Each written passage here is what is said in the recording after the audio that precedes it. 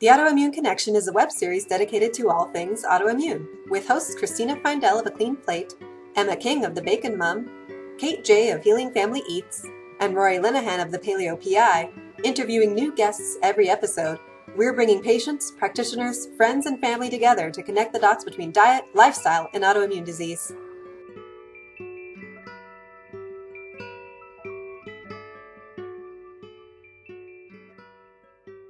Hey everybody, I know it's been a few months since you've heard from me. I was really sick early in April, and with the stress and all the work leading up to Paleo FX this past weekend, I didn't have time to set up a panel for this week either.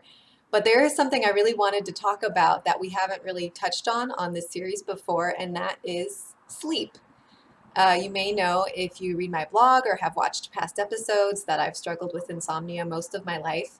It began around the same time all of my other symptoms when I was about 12, and whether insomnia was a symptom of my burgeoning autoimmunity or maybe a cause of my burgeoning autoimmunity, it's probably a little bit of both.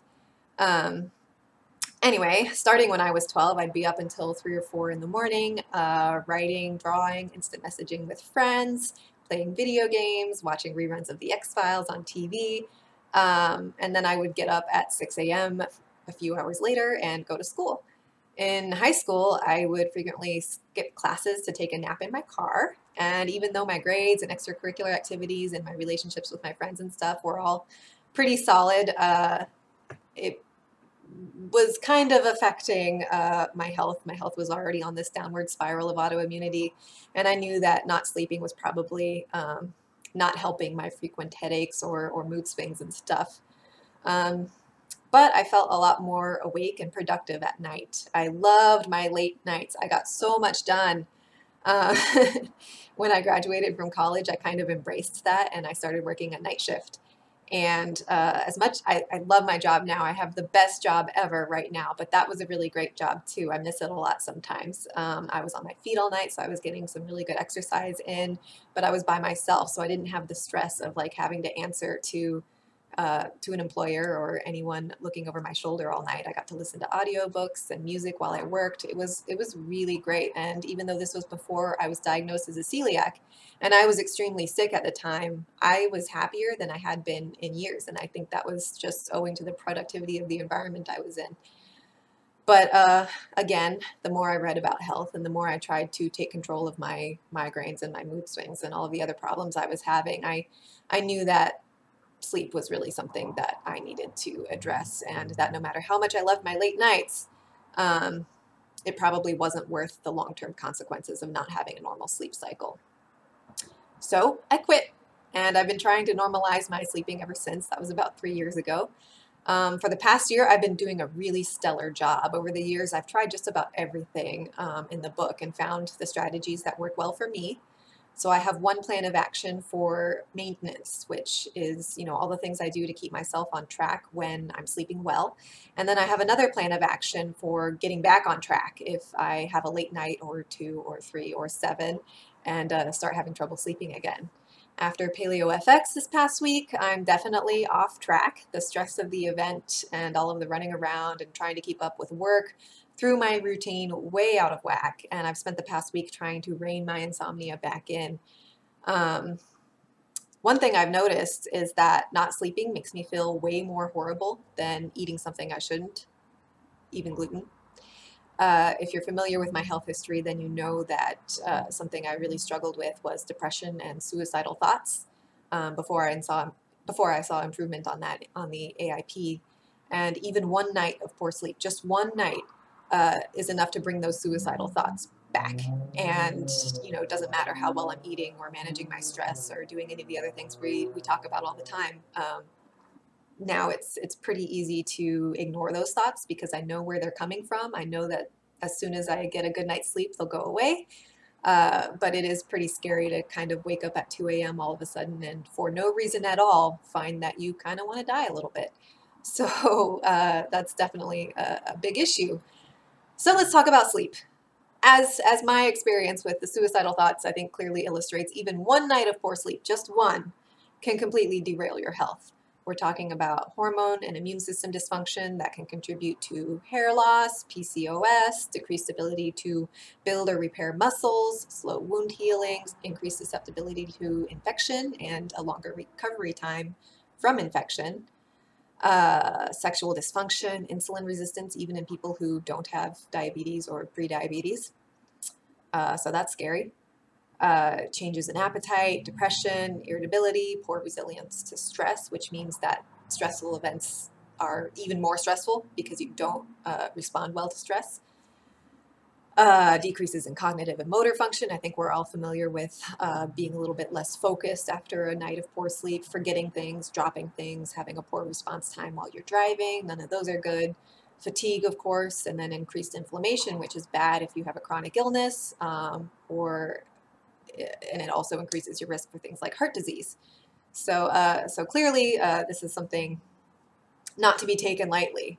The list goes on. In fact, there isn't a single aspect of your health that sleep amount and sleep quality doesn't tie to. Once your hormones are out of whack, it can be a really long and difficult road to restore them. The circadian rhythm alone can take several months of consistent, healthy sleep to repair.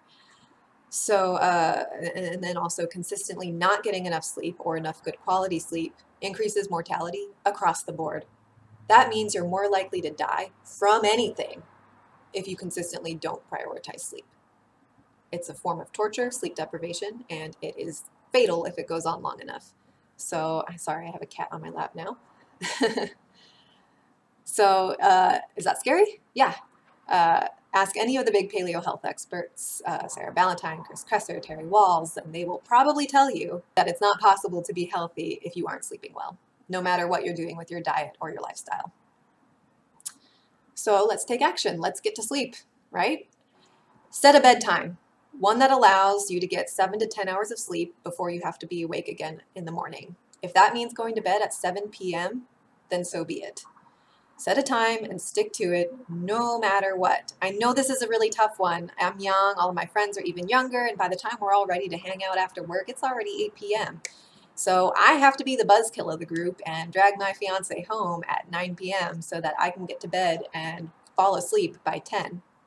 And I know it's a drag, but feeling like hell is even more of a drag. And unfortunately, even one late bedtime can be really hard to recover from. It can throw all of your hard work trying to get better sleep just out the window. So trust me when I say that very few occasions are worth a month or two of disrupted sleep.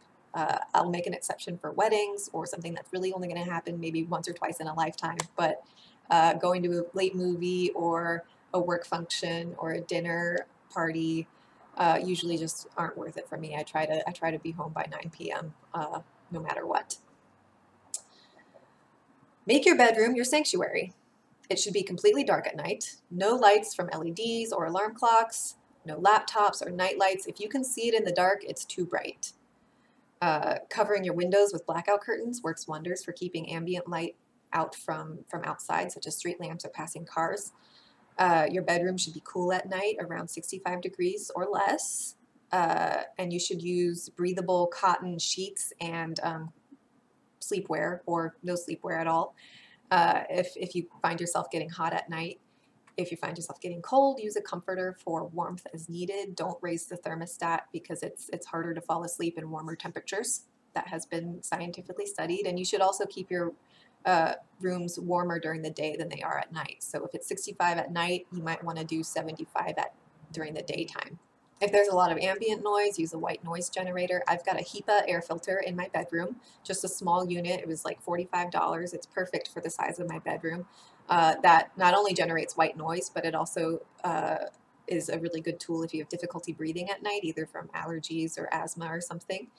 I've also got a humidifier because my sinuses tend to get dry overnight and waking up was really unpleasant. So I find a humidifier also helps my sleep quality. And whatever you do, don't do anything in your bedroom except sleep and have sex. Get the TV and the laptop out of there. Read on the couch. Keep your phones and your iPads in the other room. And for God's sake, eat dinner at the dinner table. Don't eat in bed. Doing anything other than sleeping in bed makes your brain associate bedtime with those activities. So it can be really hard to quiet down and relax and fall asleep if you crawl into bed and your brain is expecting another episode of Game of Thrones or a bowl of ice cream or whatever else you usually do in bed. So if that means getting the TV out of the bedroom, do it. You'll thank me later. Light stimulation. Number 3 is it's really critical to regulating your circadian rhythm. Instead of the jarring beeping alarm clock that you have, go ahead and invest in a light alarm clock, which wakes you up by simulating the rising sun. That's a really fantastic hack. Get 15 to 20 minutes of sun exposure without sunglasses early in the day, or use a blue light therapy box at 10,000 lux at least if it's overcast or raining or you work a night shift or there's some other reason that you can't go outside and get the real thing in the mornings. After sunset or whatever time is your evening if you're a night shift worker like I was, avoid blue light at all costs. So that means no electronics or light bulbs unless they are red hued. You can hack this on your computers, Android phones, and jailbroken Apple devices by installing a program called f.lux. I'll link to it. Remind me if I forget. Or you can wear amber tinted glasses. I'll provide a link for those as well to kind of make everything look as though it has a red hue to it, even if you're using the TV or light bulbs that don't. So these mimic the natural light exposure that our paleo ancestors would have had, and I swear it's one of the best things you can do. I put off making that change for such a long time because I didn't feel like installing F-Lux on my electronic devices. I just thought it would be too big a hassle to go through all of them and get all the screens to be orange. But I finally did it, and it paid off immediately. I started getting drowsy at a normal time instead of 2 in the morning. So if you have to be exposed to blue light, either light bulbs or TV or electronic devices, phones, computers, whatever, after dark, please, please, please either buy amber tinted glasses or install Flux or do both. That said, instead of watching TV in the final hour or 2 before bed, create yourself a wind down routine that relaxes you. Some things like meditation, yoga, a warm bath, cuddling with your loved ones, listening to relaxing music, anything that kind of calms you down, anything you find meditative and restorative. Reading a book, watching TV, playing games might sound like a lot more fun at the end of the day, but we're trying to avoid stimulating your brain too much before bed. You ever had that problem where the second your head hits the pillow, your brain just won't shut up? It keeps going on and on about your to-do list or some interesting thing you saw on TV or just random stuff that you haven't thought about in years. That's the kind of thing we're trying to avoid here. So winding down, relaxing, getting your brain to quiet down and chill out is really important right before bed. Another thing, stress and sleep are very closely related, and if you have problems with one, you probably have problems with the other. So managing your stress is going to have some rewards for your sleep, and getting better sleep is also going to help you better manage your stress. So that wind down routine we just talked about is a great stress management tool. Finding the time to meditate and reflect on happy thoughts throughout the day, even if it's only for 5 minutes at a time, that can really, really help you manage your stress. Try to figure out if there are stressors in your life that you can maybe get rid of or ask for help with. If cooking stresses you out, maybe enlist your spouse or a kid to help you out. Or if your boss is a jerk, maybe see if you can transfer or find other ways to deal with that. And if you can't, if there are stressors in your life that you just can't escape, then you need to maybe work on absolving yourself of responsibility for them and try to kind of let them go at the end of the day when you leave that environment. I know it's hard, so that's kind of a consistent work in progress, and meditating can definitely help with that. Exercising early in the day, but not too intensely, is another great stress management tool. You can go for a walk, you can play with your kids or pets. That's really great for social bonding, which is also good for producing those hormones that help you sleep and be happier and healthier and all of that good stuff. You can switch to a standing or a treadmill desk at work. You can just make an effort to move more throughout the day, whether that's taking stretching breaks or taking the stairs instead of the elevator, or changing up the position that you do things like watch TV or work in. Heck, sometimes I do yoga while I'm cooking. So Anytime where you're just kind of standing around waiting for something to happen is a good time to do some squats or some stretches. You might be surprised how much more movement you can work into your day. Find time for hobbies you enjoy. One of the things I found myself thinking a lot the past year was that I really missed writing and drawing, and I just didn't have time for them anymore.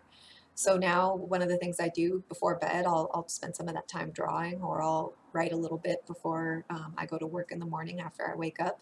We also set aside a weeknight every week to have a game night with our friends, just something small and intimate with our really close friends. So it's not this big stressful thing right before bed. Finding times for hobbies like that and social connection are really important. They can be very helpful for both stress and sleep. Finally, what you eat and when you eat it can also affect how well you sleep at night. Unless you're hypoglycemic and you really need to have a snack before you go to bed to keep your blood sugar stable overnight, try to avoid eating in the last 2 to 4 hours before bed. The goal here is to stabilize your blood sugar overnight so that you can sleep better. And the key to that is a big meal that's pretty much a lot of healthy fats, protein, minimal carbs right before bed or your last meal of the day. That means kind of avoiding or reducing your carb intake, especially sugars, even those found in fruit, in the evenings. Eating foods that contain things like omega-3s and tryptophan that your body can then use to produce sleep hormones like melatonin is also a great idea. That includes seafood and organ meats, which are beneficial for a huge number of reasons besides being helpful for your sleep. So we should all be eating those anyway. Reducing your omega-6 intake from things like conventionally raised meats, all types of poultry and poultry fat, nuts and seeds also helps, as well as avoiding alcohol. And of course, avoiding caffeine is a big one. You got to give it a try if you haven't given up caffeine yet, especially if you're dealing with chronic stress. It's a huge factor in both sleep and stress. It stimulates your cortisol and your adrenaline, and it's just not great. So I know it's tough, but that's really a good one to start working on too, is giving up caffeine. Supplementing with magnesium can help you wind down and fall asleep at night. It can help make you feel drowsy. Magnesium glycinate is the recommended type, and most people really like the brand Natural Calm. The nice thing about magnesium is that if you overdose, if you take too much, the worst thing that can happen is it gives you diarrhea. So there's really not that big a problem with adding magnesium to your regimen, and you can kind of play with the dose to find one that works for you. Sometimes I'm a little too worked up, my insomnia is a little too bad, I'll take a large dose of magnesium and then nothing happens. So you need to kind of find your tolerance and your limit and the right dose that works for you. Another thing that people find useful sometimes is melatonin supplements, but this is one you really need to talk to your doctor about first. I've tried it in the past and it did knock me out right away. I fell asleep so easily. But it also gave me the most horrific nightmares I have ever had in my life. I'm talking some really effed up nonsense. I swear I was afraid to go back to sleep for a couple of weeks after that. I had like some mild PTSD going on. So I think looking back, it was probably just I had the incorrect dose. But again, that's one of those things you'll want to talk to your doctor about to see if it's a good fit for you. And at the end of the day, when all this other stuff fails and I'm off track and I'm up until 5 a.m. and I was, like I was with the stress of paleo effects this past week, and I need a quick fix before this all spirals out of control. My doctor gave me some mild sleeping pills, and I think, in my case, the side effects of the sleeping pills are far less damaging than the side effects of not getting sleep. Again, that's one of those things you'll want to talk to your doctor about to see if it's a good fit for you or not. But in my case, I'll just take one. All I need is one sleeping pill, one night of normal sleep, and then I'm back on track again as long as I do all of that other stuff, like go to bed on time and keep my environment a nice, quiet, dark, cool place, and avoid stimulants in the evening, stuff like that. So that's pretty much it. I hope this has been helpful. I hope I've inspired you to take your sleep more seriously. I know I wish all of the people in my life, my loved ones, took theirs more seriously, because it really is, again, I can't state it enough how important sleep is. Not sleeping, not getting enough sleep, not getting enough good quality sleep, increases all-cause mortality, even old age. So if you want to be healthier, if you want to live a healthy lifestyle, sleep is the number one most important thing you can do. And I think not enough people take that seriously. So I hope I've inspired you. I hope I've given you some tools to get more and better quality sleep in your life. Please let me know if you have any questions in the comments. Don't forget to like the video if you liked the video, and subscribe to the channel if you want to see more, and come back next week for more of the Autoimmune Connection with actual guests. So thank you so much for watching. I hope you're well. Take care. Bye.